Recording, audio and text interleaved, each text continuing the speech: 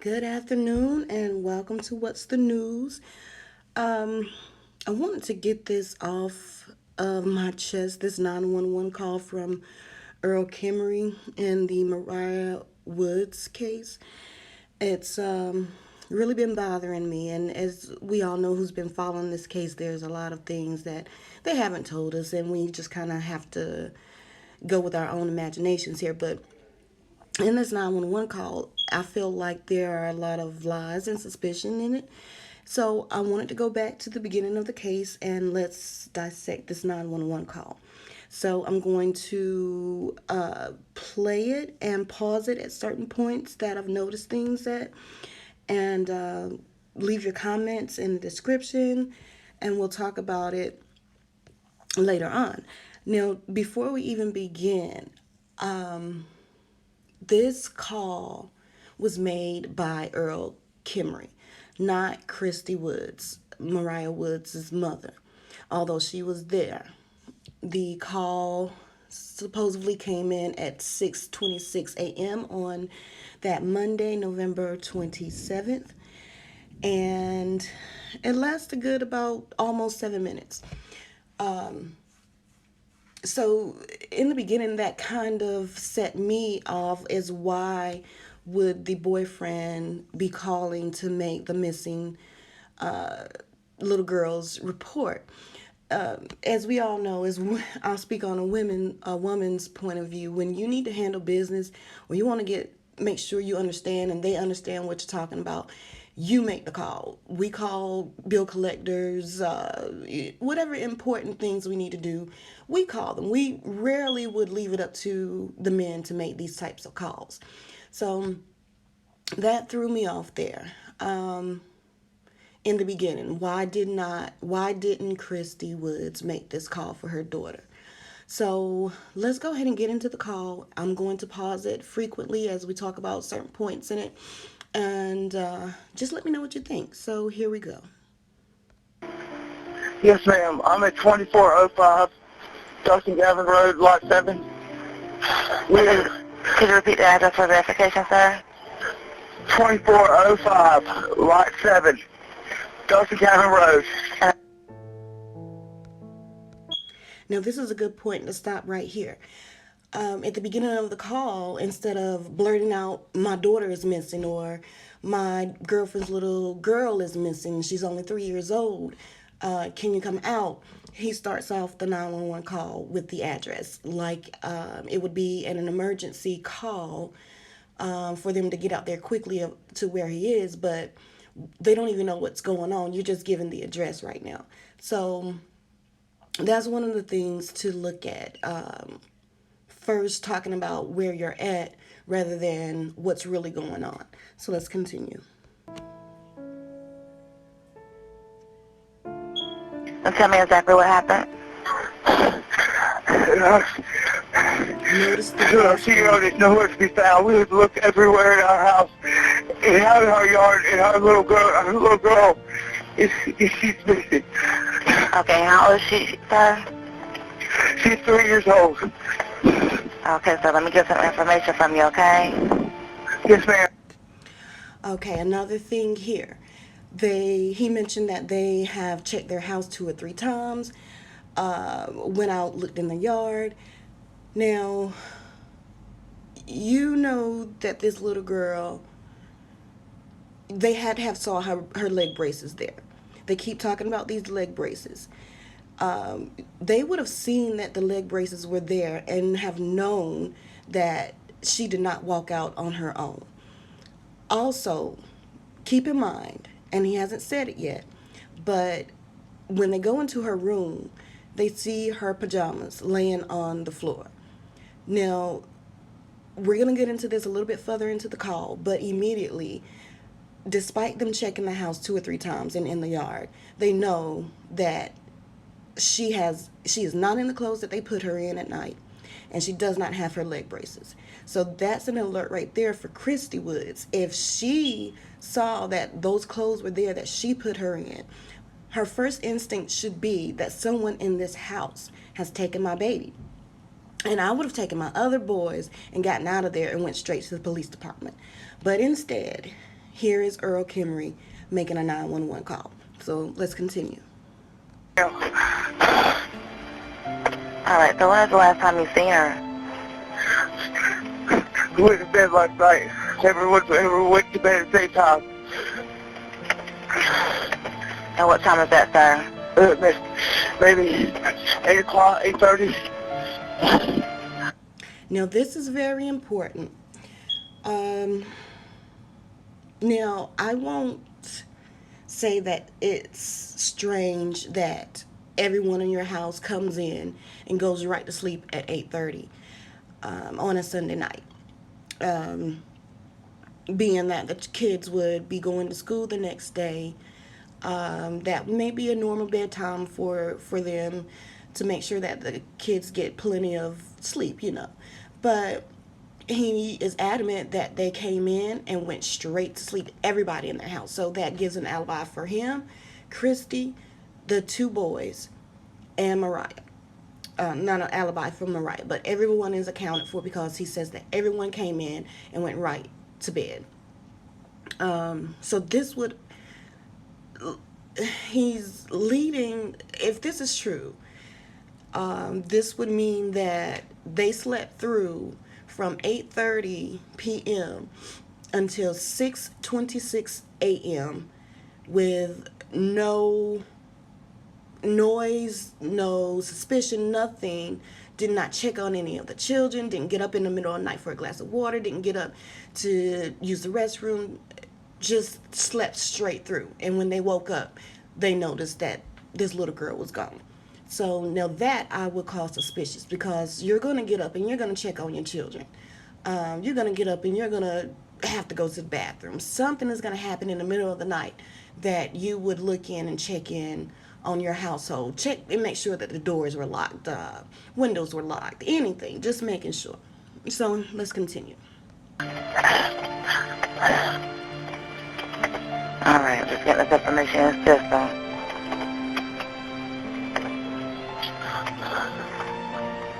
And you looked in the bedroom, under the bed, and everywhere, sir? Not able to? Everyone's closets under, and everywhere we went to the house 2 or 3 times. Okay. We got in the yard. It's not like her to go outside at all. But not in the middle of the night or in the morning by herself. Yes, sir. Now, does she have a physical, medical, or mental condition we need to be aware of? She has muscular dystrophy. She's palsy. She goes down a lot of it. But otherwise, she's perfectly able. Okay. Now, I can't tell if he was saying she, or Cece. If you remember early on in this case, family members who knew Mariah said that she went by the nickname of Cece. Although Christy Wood said in her news interview that she goes by Mariah. But it was known early in the case that she would go by Cece. So it sounds like he was saying Cece has muscular dystrophy. So I'm not sure about that, but that just is a little suspicious in my mind. So let's go on.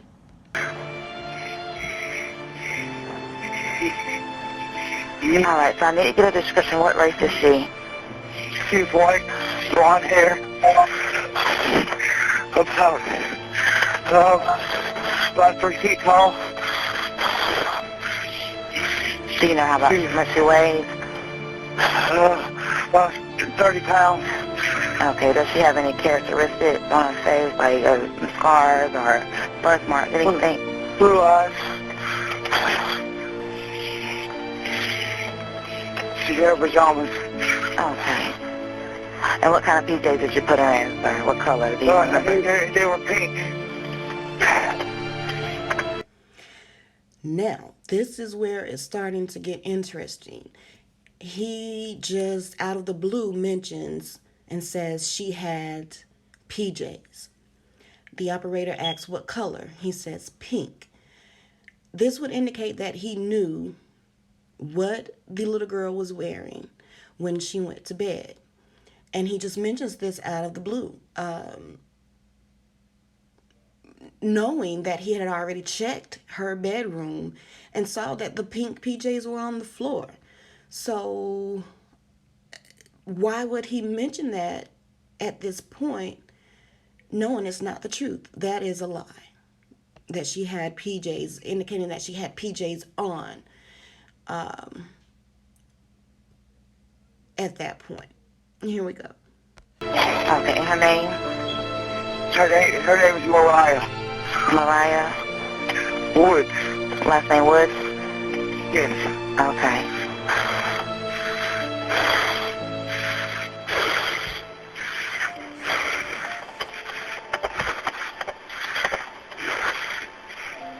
All right, sir. And who was the last person that you seen her with? The last time, me and my girlfriend put her to bed right when we came in. We came in from a trip last night, and everybody went to bed at like 8:30 or 8 around that time. Okay. I can't say for sure because we usually go to bed at 7:30, but we're coming home from vacation. Okay. Now, this is another important stop. This is another indication he's saying out of his own mouth that he and his girlfriend put Mariah Woods to bed right when they came in. But you need to note that when the operator asked, who is the last person you've seen her with, he hesitated for about 7 seconds and then makes that statement, me and my girlfriend put her to bed right when we came in. We came back from a trip last night and everybody went to bed at 8:30 or 8, around that time. I can't say for sure because we usually go to bed at 7:30, but we're coming home from vacation. So he offered up all this information and he kind of hesitated to state who was the last person who saw her. And you'll need to notice that he never mentions that anyone checked on these children in the middle of the night.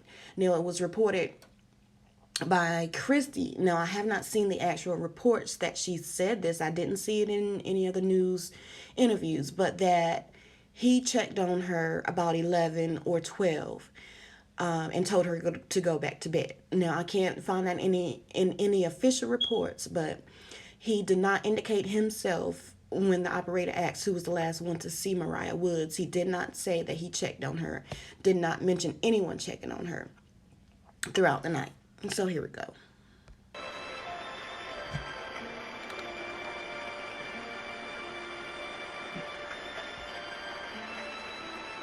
And do you know anywhere that she might go at all? Or neighbors or anywhere? You know, we don't. We haven't been living here very long. We don't have any neighbors that are friendly. Okay. And has she been missing before, sir? No, ma'am. Okay. Did you see any personal items taken, like a blanket or a teddy bear that she might have? What? You said this is you said this. Yeah, no, nothing. She said. My girlfriend said that it was almost like she was in or laying in the floor, and then. What's on the floor? She said that it was almost like she put her laying. So you're fading out, sir. Hear me? Hello? Can you hear me now? Yes, sir. Now what were you saying? She said that the pajamas she put her to bed in are laying beside her bed. Okay. So she's not in the pink pajamas? They're pink footy pajamas. I can't recall exactly what she went to bed in because I didn't dress her. Okay. Okay, y'all. Now, this is where he distanced himself from seeing what Mariah Woods would have been wearing that night. But recall twice he implicated that he put her to bed, he and his girlfriend put her to bed, and he mentioned the PJs first off, like he knew what she was wearing. Now, when the operator asked, were there any personal items taken, he then refers to Christy Woods, and she supposedly tells him then that the PJs are lying on the floor in her room. Now, that would have been the first thing that you would say on this call.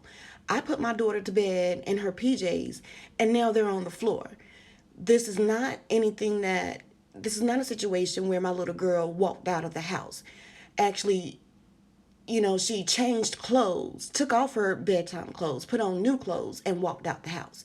This would not be the indication. So this would be another moment where me, as a mother, would have gotten my kids and got out of that house, because that indicates to me someone in my house got my daughter out of her clothes that I put her in and took her out. So who else was in the house besides an adult, besides Earl Kimrey? So this is implicating to me that, of course, Christy knew what was going on. She knows a lot more than what we know, what we can find out. She's not acting very concerned right now. So there's one more part here I want you to listen to that is the most important to me, that tells the story here. Here we go.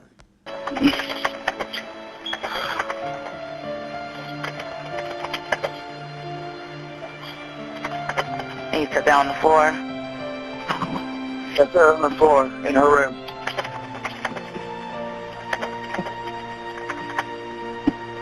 And does she have any kind of trackable device with her, sir? Like a tablet or anything that we can track GPS? No. And who has legal custody, sir? Her mother, Christy Woods. Is that with a K or a C? With a K.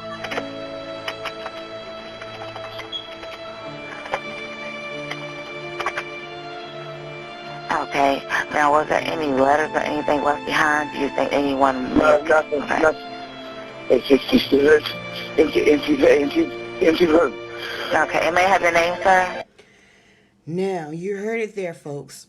When the operator asked, were there any letters left behind, anything of that sort, it seems that he quickly interjected and said, no.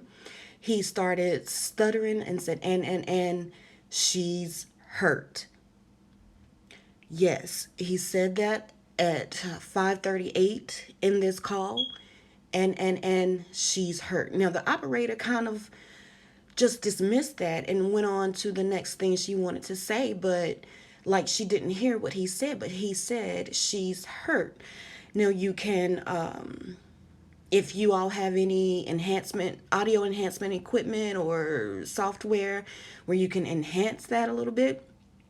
There were a few other times in the call where he sounded like he was just mashing his words up, and I may not even have caught some of the other things that he said because they seem kind of slurred or all run together.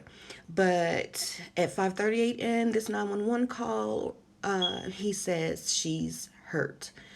I'm just going to play out the rest of the video. It's just pretty much a little bit more information for the operators and police, and then I'll be right back.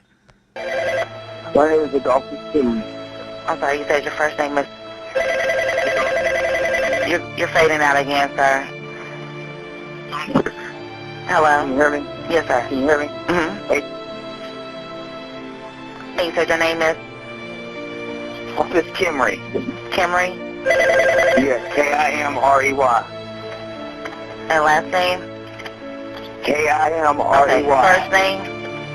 Adolphus, Adolphus. Okay. Now just try to find a recent photo of her, sir. Make any list of friends or addresses, phone numbers that you feel that she may go to, or anyone that she knows in the area that she's familiar with. Okay? Okay. All right. Just try to locate her and have someone stay at home just in case she does return. If she is located, sir, give us a call back immediately, okay? Okay. We'll get her off the dispatch as soon as possible, okay? Okay, thank you so much. You're welcome.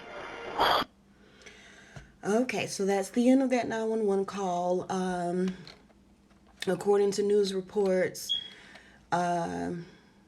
Sheriff Hans Miller put out the Amber Alert about 6:45 a.m. After this call, which was at 6:26 a.m.